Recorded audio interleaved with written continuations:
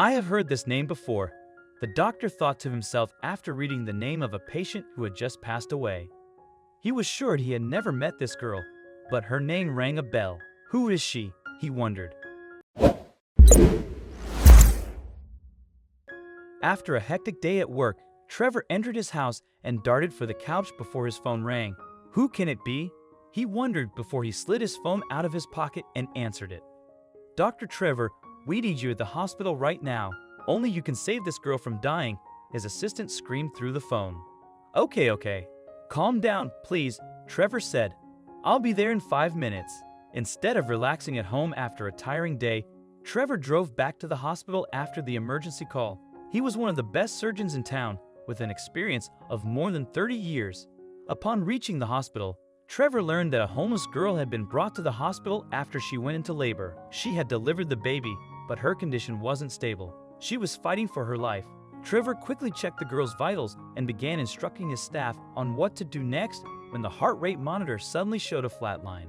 The girl breathed her last before Trevor could save her life.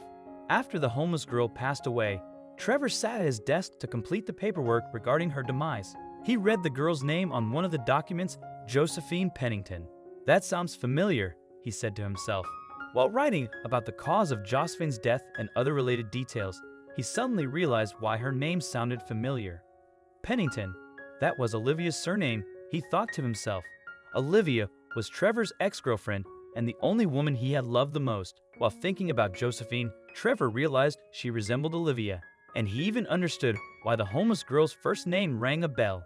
Back in the day, Trevor and Olivia loved listening to the song Josephine by Chris Rea. They would always play it whether they were going on a road trip or just having dinner at home. They loved the song so much that they wanted to name their child Joseph or Josephine. Olivia, was she your daughter? Trevor wondered. He had no idea where Olivia was and whether she had a daughter. The last time he saw her was about 3 decades ago when they broke up. Sitting inside his office, Trevor began thinking about his first love, Olivia. He was only 19 when he saw her for the first time in medical school. He clearly remembered the sparkle in her almond-shaped eyes and her voice when she took his name for the first time. Trevor fell in love with Olivia the first time he saw her, but she didn't have similar feelings. He became friends with her while working on a group project and eventually asked her out on a date. The day she agreed to date him was the best day of his life. Everything about Olivia seemed perfect to Trevor. Her curly brown hair, the black bag she brought to school, and her confidence. However, he had no idea that their relationship would be very short-lived. I want to start my own chain of clinics, Trevor, Olivia would tell him. I have always dreamed of owning multiple clinics, but I'll have to build connections to fulfill my dream. I'll help you achieve your dream. We will do this together.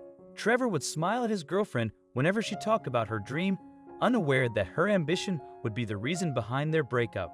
One day, Olivia's best friend introduced her to Richard, whose parents were among the best doctors in town. They had been in the field for over 20 years, which meant they had many connections in the industry.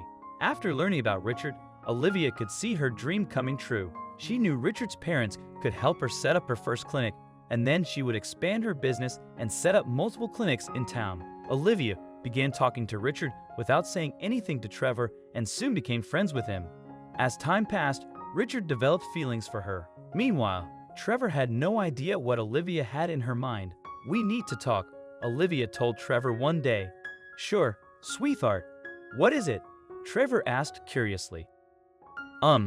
Trevor, don't get me wrong, but I can't be with you anymore, she said. You're the sweetest person I know, but you can never help me achieve my goals. What do you mean, Olivia? Trevor could feel his heart racing. I can't even think about leaving you. Look, Trevor, I have found a guy, and he wants to marry me, Olivia said. I can't be with you anymore. I'm sorry. Olivia told Trevor about Richard and his parents before she left him. That was the last conversation Trevor had with the love of his life. Since then, he had never dated any other girl because no one was as perfect as Olivia. He believed she was the best girl he had ever met. After reading Josephine's name on the documents, Trevor wanted to find out where Olivia was. Once he completed the documentation, he sat on his desk and began searching for Olivia on his laptop.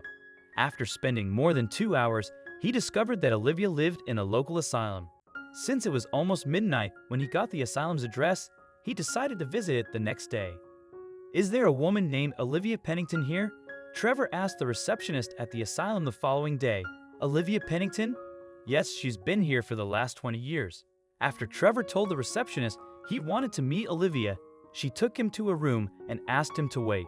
A few minutes later, Olivia emerged from the door and instantly recognized her visitor. "Olivia, what are you doing here?" Trevor asked. "It's a long story, Trevor," Olivia said. "I'm so glad to see you here. I want to know everything," Trevor said as he looked at the woman sitting in front of him with dark circles and wrinkly skin. She looked nothing like the young Olivia he fell in love with. "Richard began cheating on me soon after we got married," Olivia said while looking at the ground. "And he would argue with me whenever I confronted him. He wasn't the man I thought he was, Trevor." Things had already started to go downhill between us, but we never thought about parting ways until he read my diary and learned my biggest secret, she continued. "What secret?" Trevor's brows furrowed. "It was about my daughter," Olivia said. "She wasn't Richard's child." "Oh my, what did he do when he found out?" Trevor asked. "He couldn't kick her out then, but he did when she turned 18, and he left me on the streets too before I came here," Olivia recalled. "I have no idea where my daughter is." "What is your daughter's name?" "Josephine. Josephine Pennington." Olivia looked into Trevor's eyes. "Remember that name?" Trevor remained silent for a few seconds before he told Olivia about the homeless girl who died at his hospital. "I think she was your daughter, Olivia." "Oh, Jesus." Olivia covered her face with her hands and began crying. "My little girl." Trevor consoled Olivia, but he still had no idea that he was Josephine's father. Olivia was pregnant when she left him to marry Richard, but she didn't know about it until she did a paternity test on her daughter years later. "She was your daughter, Trevor," Olivia said while tears trickled down her cheeks. "What?" Trevor was stunned. "Josephine was my daughter? Oh my God." Trevor shook his head and looked at the ground while thinking about Josephine. He couldn't believe he was called to the hospital to save his daughter from dying the other day. "Where is her baby?" Olivia interrupted Trevor's thoughts. "He is in a foster home, Olivia.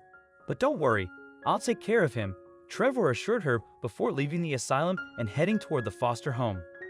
Inside the foster home, Trevor picked up his grandson in his arms and said, "We will call you Joseph," before kissing his forehead. Later that day, he completed the documents required for adopting the baby and took Joseph home with him months later. Eventually, Trevor fell in love with a woman and married her. The couple raised Joseph together, and Trevor frequently visited Olivia, showing her pictures of Joseph.